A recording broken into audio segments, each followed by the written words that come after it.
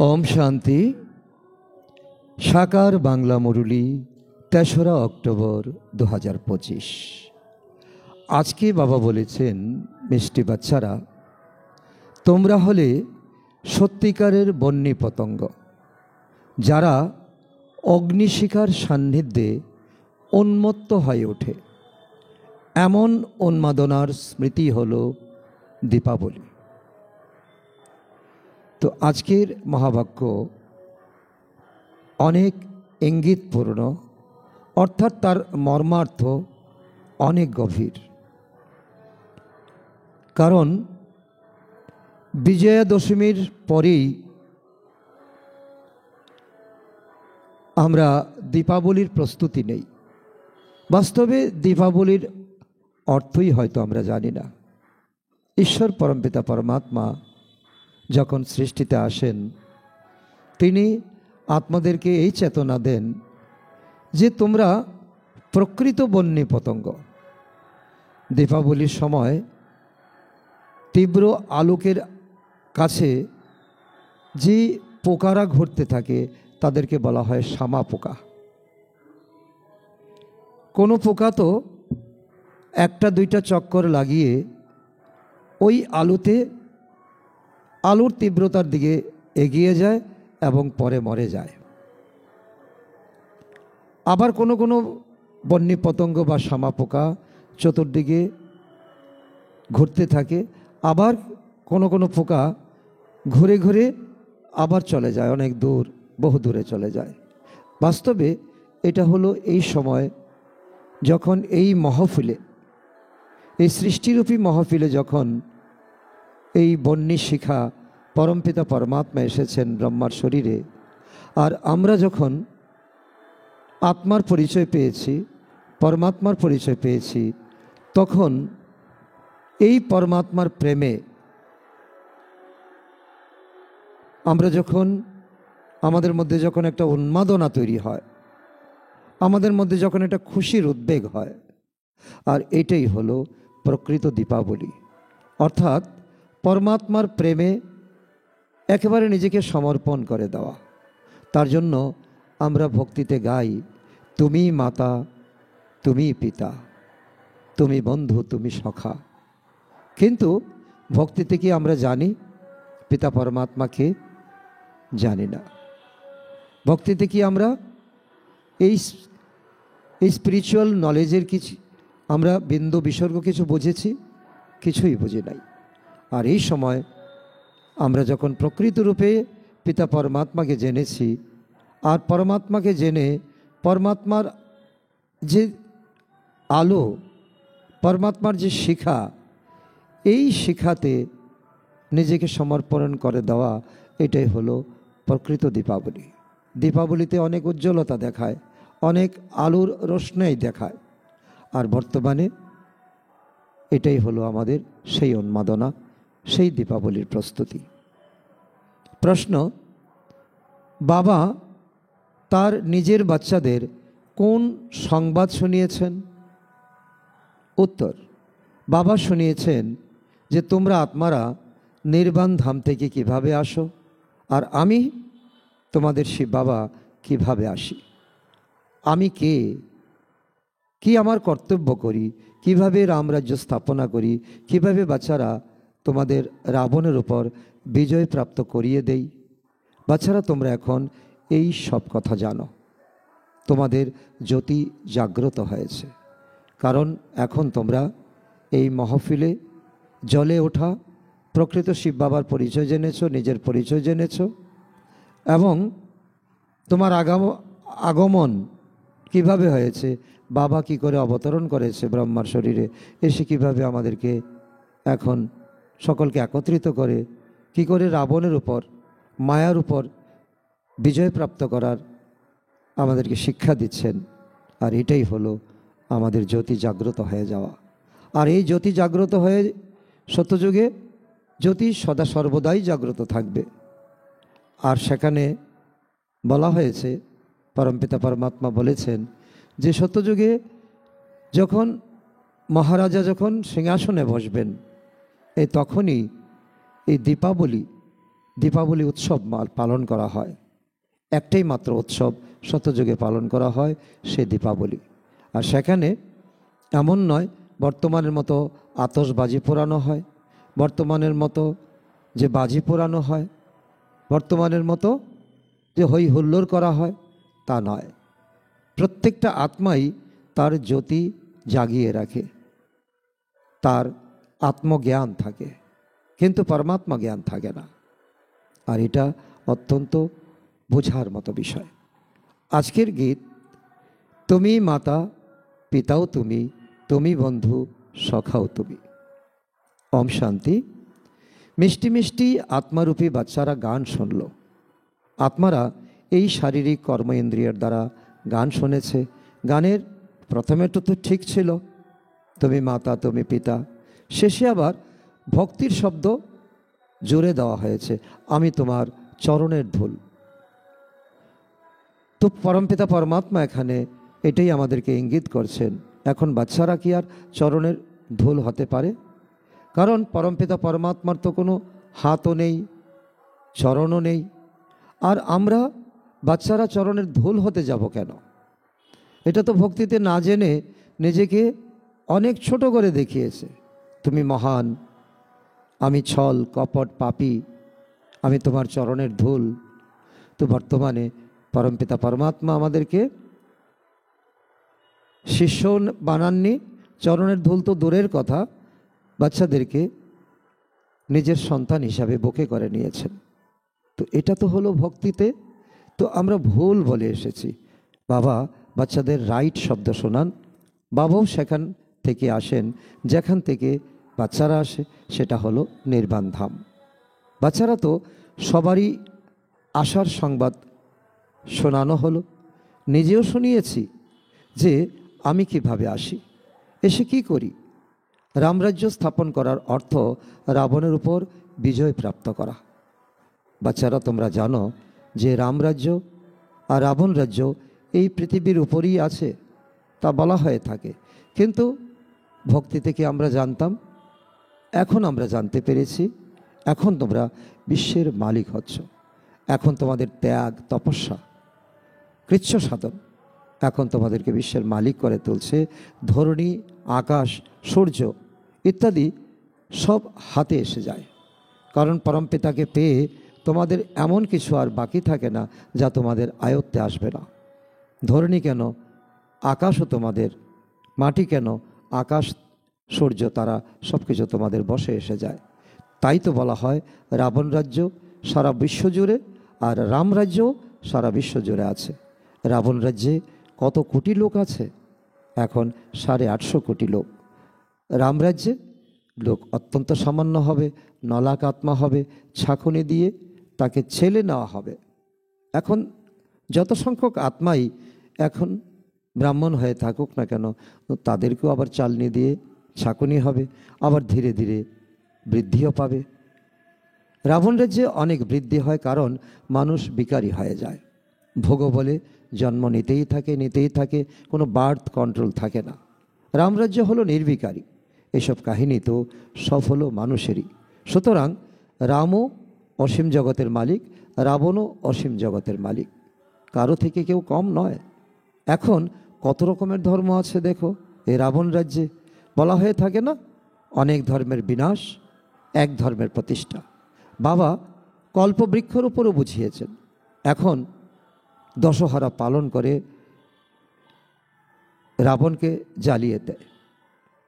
যেমন গতকাল দশহরা গেছে, অর্থাৎ বিজয়া দশমী গেছে। যে রাবণের উপর জিত পেয়েছ তোমরা, সেটাই হলো প্রকৃত দশহরা। আর ভক্তিতে কি করে? রাবণের কুশপুত্তলিকা বানায় আর তাকে জ্বালিয়ে তো ধুমধাম করে একদিন হইচই করে কাটিয়ে দেয়। তো এটা হলো পার্থিব জগতের জ্বালানো, রাবণকে জ্বালানো। তোমাদের তো হলো অসীম জগতের ব্যাপার, সারা দুনিয়াটা এখন জলে পড়ে ছাই হয়ে যাবে। রাবণকে শুধুমাত্র ভারতবাসীরা জ্বালাইয়ে থাকে, বিদেশিও যেখানে যেখানে বেশি সংখ্যক ভারতবাসী আছে সেখানেও জ্বালাবে। তো ওটা হলো পার্থিব জগতের দশহারা। আর দেখানো হয় লঙ্কাতে রাবণ রাজত্ব করত। রাবণের কাহিনী বলতে গিয়ে বুঝিয়েছে সীতাকে চুরি করে নিয়ে গিয়েছিল আর নিয়ে রেখেছিল অশোক বাটিকাতে। তো এটা হয়ে গেল পার্থিব জগতের কথা। বাবা এখন বলেন সমগ্র বিশ্ব হলো রাবণের রাজত্ব। 3 ভাগ জল, 1 ভাগ স্থল। আমরা তো এখন জলের উপর ভাসছি। এখন রামরাজ্য নেই। রামরাজ্য অর্থাৎ যা কিনা ঈশ্বরের স্থাপন করা দুনিয়া, যা সত্যযুগ ত্রেতাযুগ হবে, আর যার জন্য এখন আমাদেরকে শূদ্র থেকে ব্রাহ্মণ বানিয়েছেন। আমাদের জন্য এখন সঙ্গম যুগ। সত্যযুগকে বলা হয় রামরাজ্য। মালা জপতে থাকে ভক্তরা আর গান গাইতে থাকে রঘুপতি রাঘব রাজারাম পতিত পাবন সীতারাম। কিন্তু রাজারামকে জপ করে না। যে প্রকৃত রাজারাম, যিনি আমাদেরকে রাজা বানাতে এসেছেন, তিনি তো হলেন শিব বাবা। তো সীতারামকে অর্থাৎ ত্রেতা যুগের দশরথের পুত্রকে স্মরণ করে। তো এটাও কিন্তু একটা ভক্তির পাঠ। যে সারা বিশ্বের সেবা করে তার মালা জপ করা উচিত। তো ভারতবাসী দশহরার পরে আবার কি করে? দীপাবলির প্রস্তুতি নেয়, দীপাবলি পালন করে। দীপাবলি কেন পালন করে? কারণ দেবতাদের যে অভিষেক হয়, রাজ্যাভিষেকের সময় বাতি ইত্যাদি অনেক জ্বালানো হয়। তো এক তো হলো রাজ্যাভিষেক, দ্বিতীয়ত আবার বলা হয় প্রতি গৃহে দীপমালা। যেমন এখন আমরা দীপমালার দিন অর্থাৎ দীপাবলির দিন প্রত্যেকের ঘরে দুয়ারে আমরা প্রদীপ জ্বালাই। তো সত্যযুগে প্রত্যেকটা আত্মার জ্যোত অর্থাৎ আত্মজ্যোতি জেগে থাকবে। সে কোনো অন্যায় কার্য করবেই না, কাউকে দেহরূপে দেখবেই না, বিকারের কোনো রকম সেখানে অস্তিত্ব থাকতেই পারে না। প্রত্যেক আত্মার জ্যোতি জাগৃত হয়ে ওঠে। এখন সব আত্মাদের জ্যোতি নিভে গেছে, অর্থাৎ টিম করছে। তো আয়রন এজেড কিনা? এখন তো হলো পুরো অন্ধকার। জীবনের লক্ষ্যটাই আমরা জানি না। অন্ধকার মানে ভক্তি মার্গ। খোল করতাল বাজাতে থাকো, নাচতে থাকো, গাইতে থাকো, ভক্তি করতে করতে জ্যোতি নিষ্প্রভ হয়ে যায়। তাছাড়া তো ওই দীপমালা তো হলো আর্টিফিশিয়াল। কারণ এখন তো মোমবাতিও জ্বালানো হয় না, এখন ইলেকট্রিক বাতি তার অনেক রকমের আলোকসজ্জা করা হয়। তো এমন না যে করোনেশন হয় তো আতশবাজি জ্বালানো হয়। সত্যযুগে আতশবাজি জ্বালানোর কোনো রকম ব্যবস্থাপনাই থাকবে না। দীপমালার সময় লক্ষ্মীকে আহ্বান জানায়, এই সময়ের কথা। লক্ষ্মীকে আহ্বান করে, তো সেখানে লক্ষ্মীর 4 হাত দেখানো হয়েছে। আর এই সময় দশহরার পরে যে বাঙালি উৎসব যে লক্ষ্মী পুজো, সেখানে লক্ষ্মীর 2টো হাত দেখানো হয়েছে।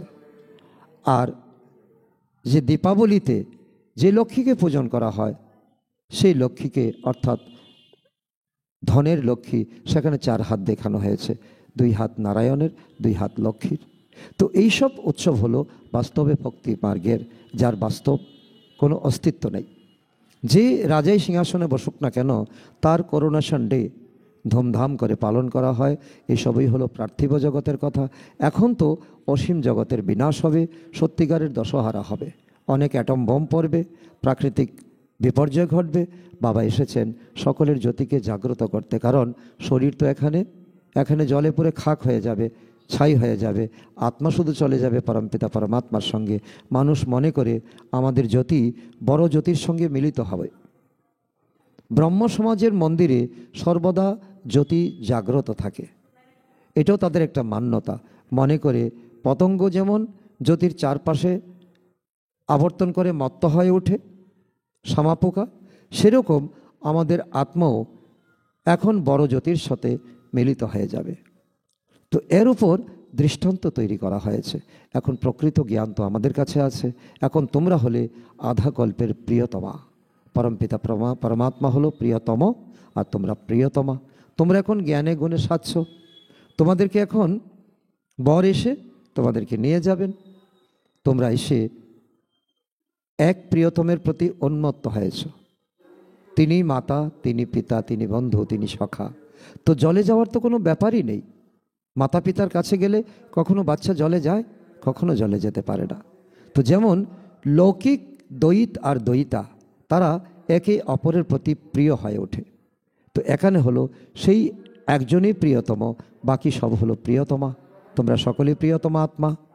তো প্রিয়তমারা সেই প্রিয়তমকে ভক্তি মার্গে স্মরণ করতে থাকে। যেমন মীরাবাই কৃষ্ণের প্রেমে তো পাগল হয়ে উঠেছিলেন, কিন্তু তিনি কি স্বর্গে গেছেন? না, যাননি। তিনি আবারও ভক্তিহীন হয়ে আবারও জন্মগ্রহণ করেছেন। তো প্রিয়তম, তুমি আসলে পরে আমি তোমার প্রতি সমর্পিত হব, তুমি ছাড়া আমি আর কাউকে স্মরণ করব না। তো এটা হলো তোমাদের শারীরিক লাভ, শারীরিক প্রেম, শারীরিক ভালোবাসা। ওই প্রিয়তমার একমাত্র শারীরিক প্রেমই থাকে, ব্যাস। একে অপরকে দেখতেই থাকে, দেখেই যেন তারা তৃপ্ত হয়ে যায়, যেন জন্ম জন্মান্তরের চোখের তৃষ্ণা মিটিয়ে নিচ্ছে। এখানে তো একজনই প্রিয়তম, বাকি হলো প্রিয়তমা। তোমরা সকলে প্রিয়তমা। তোমরা সেই পরমপিতা পরমাত্মাকে শুধু দেখিয়ে যাচ্ছ, তার গুণকে তোমরা ধারণ করছো, তার শক্তিকে তোমাদের জীবনে ধারণ করছো। সকলেই বাবাকে স্মরণ করে। যদিও কেউ প্রকৃতিকে ঈশ্বর বলে মান্যতা দিয়ে থাকে, তবুও কি বলে? ও গড, হে ভগবান, মুখ থেকে অবশ্যই বের হয়ে যায়। সবাই তাকে ডাকে, আমার দুঃখ দূর করো। যত নাস্তিকই হোক না কেন দুনিয়াতে, তো নিজের অজ্ঞাত সারেও সে বলে ওঠে, যখন বিপদে পড়ে তখন বলে, হে ঈশ্বর, আমাকে তুমি রক্ষা করেছ। কিন্তু বাইরে দিয়ে দেখায় যে আমি নাস্তিক, আমি ঈশ্বরকে বিশ্বাস করি না। তো ভক্তি মার্গে তো অনেক প্রিয়তমা থাকে। তো ওর প্রিয়তমা, তো ও তার প্রিয়তমা। হনুমানের কত প্রিয়তম হবে? সকলে নিজের প্রিয়তমার চিত্র তৈরি করে আবার নিজেদের মধ্যে মিলেমিশে বসে পূজা করে আবার তাকে কি করে? নৈবেদ্য সাজিয়ে রেখে পূজা করে, অনেক টাকা পয়সা খরচ করে, মূর্তি তৈরি করে, তারপর সেই প্রিয়তমকে জলে ডুবিয়ে দেয়। অর্থ তো কিছুই দাঁড়ালো না। যাকে আমি আহ্বান করলাম তাকে আমি কিনা বিসর্জন করলাম। মা করে ডাকলাম, তো মাকে কি কখনো জলে বিসর্জন করে দেওয়া যায়? দেওয়া উচিত নয়। তো এর থেকে আমরা মরাল কি পাচ্ছি? কিছুই না। 12 মাসে 13 পার্বণ, তো এই ক্ষেত্রে সেই ব্যাপার নেই। তো তোমাদের এই প্রিয়তম তো এবার সুন্দর, ওর থেকে সুন্দর আর কিছুই হতে পারে না। কখনো অসুন্দর তিনি হনই না। তোমরা আত্মারা একসময় সুন্দর থাকো, একসময় অসুন্দর হয়ে ওঠো। বাবা মুসাফির, তো এসে সকলকে সুন্দর করে তোলেন। এই হলো সুন্দর করে তোলার সময়। আর তোমরা যদি বুঝে থাকো এটা সুন্দর করে তোলার সময়, তখন এখন চুপ করে সেই পরমপিতা পরমাত্মাকে স্মরণ করো। তোমরা তো মুসাফির, তাই না? দূর দেশ থেকে এখানে এসে তোমরা পার্ট প্লে করছো। তোমাদের মধ্যেও নম্বর অনুযায়ী, পুরুষার্থ অনুসারে বুঝতে পারে যে আমিও একজন অভিনেতা অভিনেত্রী। এখন তোমরা ত্রিকালদর্শী হয়ে গেছো, তাই না? রচনা আর রচয়িতার আদি মধ্য অন্তকে জানো, তাই তোমরা হয়ে গেলে ত্রিকালদর্শী ব্রহ্মা কুমার ব্রহ্মা কুমারী। যেমন করে জগৎগুরু ইত্যাদির টাইটেল প্রাপ্ত হয়, তোমাদের এই টাইটেল প্রাপ্ত হয়, তোমরা ব্রহ্মা কুমার ব্রহ্মা কুমারী। আগে তো তোমাদের সূক্ষ্মবতন থেকে তোমাদের সন্দেশীরা গিয়ে তোমাদের নাম নিয়ে আসতো, কিন্তু তোমরা ব্রাহ্মণ আর ব্রাহ্মণ থাকতে না। আজকে ব্রাহ্মণ, তো কালকে তোমরা পালিয়ে যেতে। সেই নাম দেওয়া বন্ধ হয়ে গেছে। তোমাদের সবথেকে ভালো টাইটেল প্রাপ্ত হয় সদর্শন চক্রধারী। নিজেকে দেখো, তুমি নিজেকে দেখো, নিজের শক্তিকে বর্ণন করো, পরমাত্মার শক্তিকে নিজের মধ্যে ধারণ করো। তোমরা ব্রাহ্মণরাই সদর্শন চক্রধারী হও, নাকি শিববাবু তো সদর্শন চক্রধারী? উত্তর কি দাঁড়াবে? শিববাবু সদর্শন চক্রধারী। হ্যাঁ, কারণ সদর্শন চক্রধারী আত্মা হয় শরীর সহিত, কারণ তিনি সবচেয়ে সুপ্রিম, উচ্চতমর চেয়ে উচ্চতম। দেহকে কি আর বলা হবে? সেই সুপ্রিম বাবা এসেই তোমাদেরকে সুপ্রিম তৈরি করেন যখন তিনি ব্রহ্মার শরীরে প্রবেশ করেন। সদর্শন চক্রধারী আত্মারা ব্যতীত আর কেউ হতে পারে না। তো কোন আত্মারা?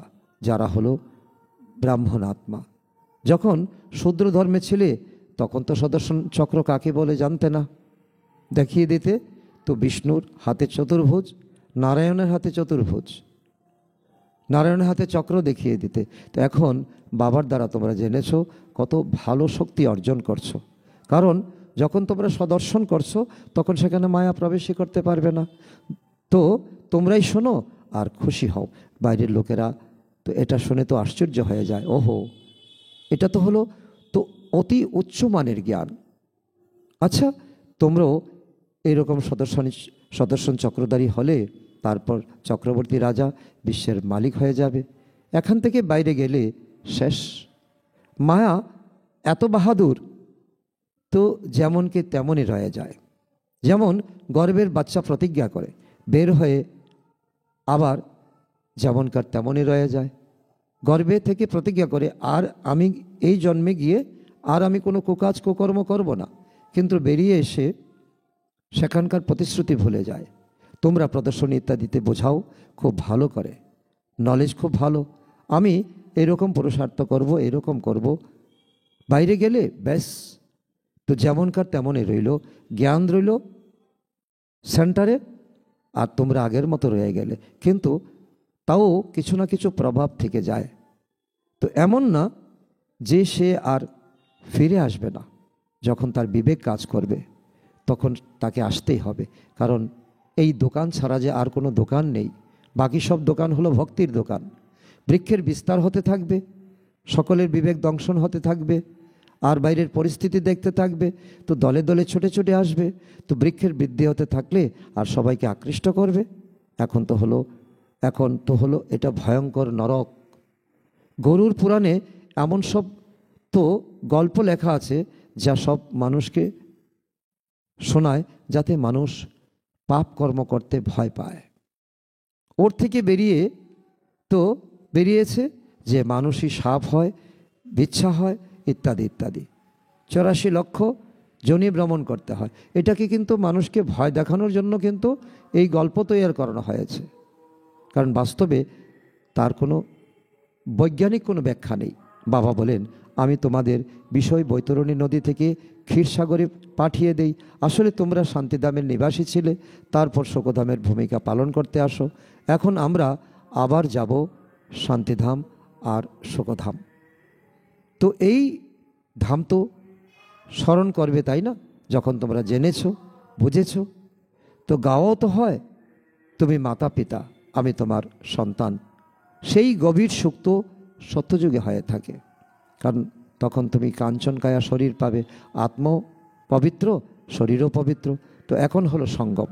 এখানে শেষে এখন মানুষ তুচ্ছ করছে, জ্ঞানকে ধারণ করছে না, শেষে কিন্তু ত্রাহি ত্রাহি করবে। কারণ অপরিমেয় দুঃখ থাকবে সেখানে, অনেক প্রকারের দুঃখ, যা বাবা রোজ দিন আমাদেরকে ইঙ্গিত দিচ্ছেন, ইশারা দিচ্ছেন। আবার সত্যযুগে হবে তার উল্টো, অতি সুখ আর অতি দুঃখের এই খেলা পূর্ব নির্ধারিত। বিষ্ণু অবতারও দেখানো হয়, লক্ষ্মীনারায়ণের জোর যেমন উপর থেকে নিচে নেমে আসে। তো এখন উপর থেকে তো কোনো শরীর আসতে পারে কি? আসতে পারে না।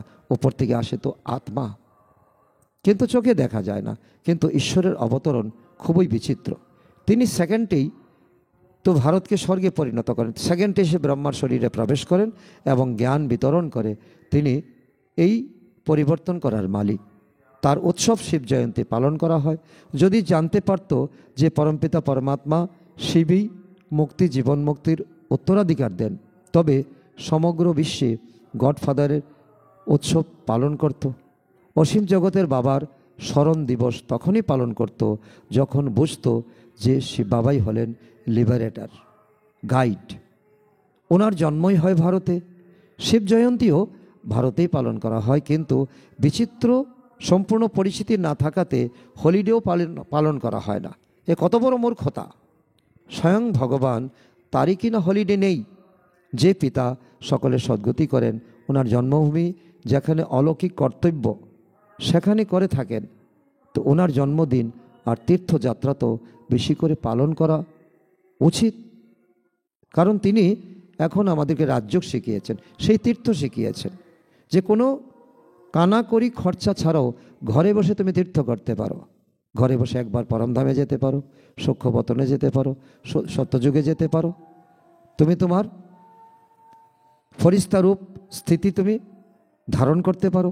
তোমাদের স্মরণিক নিদর্শন মন্দিরও এখানেই, দিলবারা মন্দির। কিন্তু কারোরই কিন্তু জানা নেই শিব বাবা এসে লিবারেটর আর গাইড হন। সকলেই বলে যে সকল দুঃখ থেকে পরিত্রাণ করে শোকদামে নিয়ে চলো, কিন্তু কে নেবে? এই দুনিয়াতে কোন দেবতারা কি দায়িত্ব নিতে পারেন? কোনো ধর্মাত্মা, মহাত্মা বা কোনো গুরু আত্মা কেউ দায়িত্ব নিতে পারেন না, কিন্তু বুঝতেও পারে না। ভারত হলো খুব শ্রেষ্ঠ দেশ, ভারতের মহিমা অপরাম অপার বলে বিখ্যাত। তো সেখানেই শিব বাবার জন্ম হয়। তো কেউ তাকে মান্যতা দেয় না, স্ট্যাম্প তৈরি করা হয় না। অন্যান্যদের তো খুব তৈরি করা হয়। এখন কিভাবে বোঝানো যায় যাতে ওনার মাহাত্ম্য সকলের জ্ঞাত হয়, সকলে অনুভব করতে পারে? বিদেশে সন্ন্যাসীরা ইত্যাদি গিয়ে ভারতের প্রাচীন রাজযোগ শেখায়, কিন্তু বাস্তবে তারা রাজযোগ শেখায় না, তারা হঠযোগ শিখিয়ে আসে। তোমরা যখন এই রাজযোগের কথা বলবে তো তোমাদের নাম হবে, কারণ তোমরাই তার প্রকৃত অধিকারী আত্মা। বলো, রাজযোগ কে শিখিয়েছিলেন? এটা কারোরই জানা নেই। কোনো সন্ন্যাসী গুরু এই রাজযোগ শেখাতে পারে না। কৃষ্ণ তো হঠযোগ শেখায়নি। এই হঠযোগী হলো সন্ন্যাসীরা, যারা অনেক পড়াশোনা করেছে, যারা নিজেদেরকে ফিলোসফার বা দার্শনিক মনে করে। তারা এই ব্যাপারটা বুঝে নিয়ে আরও শুধরে যাবে, বলবে আমরাও শাস্ত্র পড়েছি, কিন্তু এখন বাবা যা শোনাচ্ছেন সেটাই হলো সঠিক।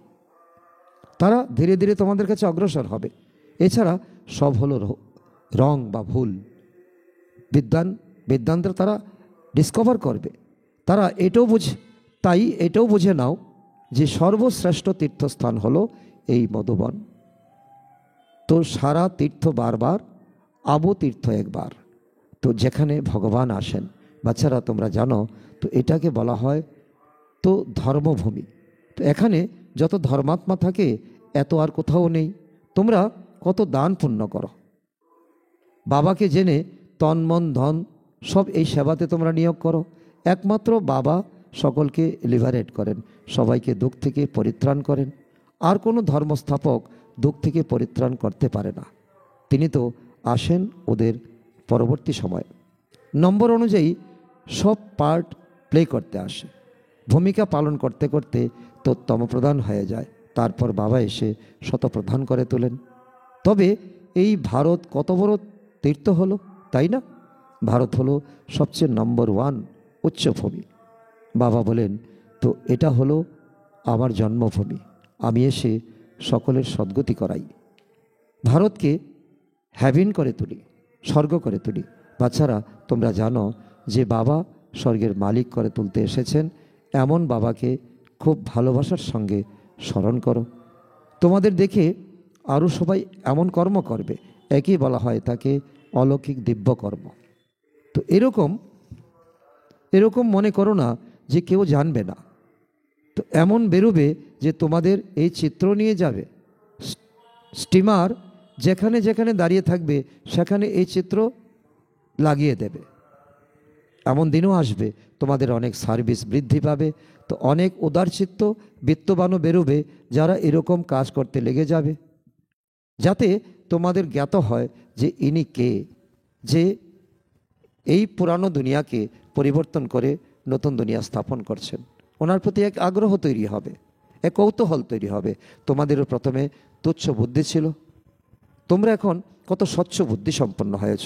জানো যে এই জ্ঞান আর যোগবলের দ্বারা আমরা বিশ্বকে হ্যাভেন অর্থাৎ স্বর্গ করে তুলি। এছাড়া সবাই তো মুক্তিধামে চলে যাবে। তোমাদেরও অথরিটি হতে হবে। অসীম জগতের বাবার বাচ্চা যে তোমরা, শক্তি প্রাপ্ত হয় স্মরণের দ্বারা। বাবাকে ওয়ার্ল্ড অলমাইটি অথরিটি বলা হয়। তো সকলেই বেদশাস্ত্রের সার বলতে থাকে, তাই বাচ্চাদের সার্ভিসের জন্য কত উৎফুল্লতা থাকা উচিত। মুখ থেকে জ্ঞান রত্ন ব্যতীত আর কিছু নির্গত হওয়া উচিতই নয়। তোমরা প্রত্যেকে হলে রূপ বসন্ত। তোমরা দেখো যে সমগ্র দুনিয়া সবুজে সবুজ হয়ে উঠেছে, সব কিছু নতুন, সেখানে দুঃখের নাম গন্ধ নেই। পাঁচ তত্ত্ব তোমাদের সার্ভিসে হাজির থাকে, পাঁচ তত্ত্ব তোমাদের দাসী হয়ে থাকে। এখন সেই পাঁচ তত্ত্ব ডিসসার্ভিস করবে, কারণ বায়ু, অগ্নি তোমাদের এখন ডিসফেভারে থাকবে, কারণ মানুষ তার অযোগ্য হয়ে গেছে, তাকে এখন উল্টোভাবে ব্যবহার করেছে। মাটিও তোমাদেরকে বদলা নেবে, জলও বদলা নেবে। তো বাবা এখন সুযোগ্য করে তোলেন তোমাদের। তোমরা এখন সুযোগ্য মানে সমঝদার হও, বুদ্ধিমান হও, পরমপিতা পরমাত্মার প্রতি বুদ্ধিযোগ লাগাও। আচ্ছা, মিষ্টি মিষ্টি হারানিধি বাচ্চাদের প্রতি মাতা পিতা বাপদাদার স্মরণের স্নেহ সুমন আর সুপ্রভাত। আত্মাদের পিতা তার আত্মারূপী বাচ্চাদেরকে জানাচ্ছেন নমস্কার। আমরা আত্মারূপী সন্তানরা আমাদের মাতা পিতা বাপদাদাকে জানাই স্মরণের স্নেহ সুমন, সুপ্রভাত ও নমস্কার। ধারণার জন্য মুখ্য সার: 1 নম্বর, রূপ বসন্ত হয়ে মুখ থেকে সর্বদা জ্ঞান রত্নই বের করতে হবে। সার্ভিসের উৎসাহ থাকতে হবে, আর সকলকে বাবার কথা মনে করানো, এই দিব্য অলৌকিক কার্যই করতে হবে। নাম্বার 2, সত্যিকারের প্রিয়তমা হয়ে এক প্রিয়তমের উপর উন্মত্ত হতে হবে, অর্থাৎ বলি চড়াতে হবে, তবেই সত্যিকারের দীপাবলি হবে। বরদান: বিশ্ব মহারাজনের পদবী প্রাপ্তকারী সকল শক্তির স্টক দ্বারা সম্পন্ন, অর্থাৎ ভরপুর ভব। যারা বিশ্ব মহারাজনের পদবী প্রাপ্তকারী হয় তাদের পুরুষার্থ কেবল নিজের জন্য হবে না, নিজের জীবনে আগত বিঘ্ন বা পরীক্ষাগুলিকে পাশ করা। এটা তো খুবই কমন ব্যাপার। যে আত্মারা বিশ্ব মহারাজন হতে চলেছে তাদের কাছে এখন থেকেই সর্বশক্তির স্টক ভরপুর হবে। তাদের প্রত্যেক সেকেন্ডে প্রত্যেক সংকল্প অন্যদের প্রতি হবে। তন মন ধন সময় শ্বাস সব কিছুই বিশ্ব কল্যাণে সফল হতে থাকবে। স্লোগান: একটি অবগুণ অনেক বিশেষ গুণকে সমাপ্ত করে দিতে পারে, সেই জন্য অবগুণগুলিকে বিদায় দাও। অব্যক্ত ইশারা: নিজের আর সকলের প্রতি মনের দ্বারা যোগের শক্তিগুলির প্রয়োগ করো। তার অর্থ, নিজের শুভভাবনা, শ্রেষ্ঠ কামনা, শ্রেষ্ঠ বৃত্তি, শ্রেষ্ঠ ভাইব্রেশনের দ্বারা যে কোনো স্থানে থেকে মনসা দ্বারা অনেক আত্মাদের সেবা করতে পারো। এর বিধি হলো লাইট হাউস মাইট হাউস হওয়া। এতে স্থূল সাধন, চান্স বা সময়ের কোনো প্রবলেম নেই, কেবল লাইট মাইটের দ্বারা সম্পন্ন হওয়ার প্রয়োজনীয়তা আছে। জ্বলে ওঠো আর সকলকে এই আলো প্রদান করো। নিজেকে জ্বালাতে হবে, আলোকে আলোকিত করতে হবে, আর সকলকে এই আলো বিতরণ করতে হবে। আজকের সমান হলো আমি সম্পন্ন, অর্থাৎ ভরপুর আত্মা। পিতার শক্তিতে আমি বলিয়ান, আমি শক্তিশালী আত্মা। ওম শান্তি।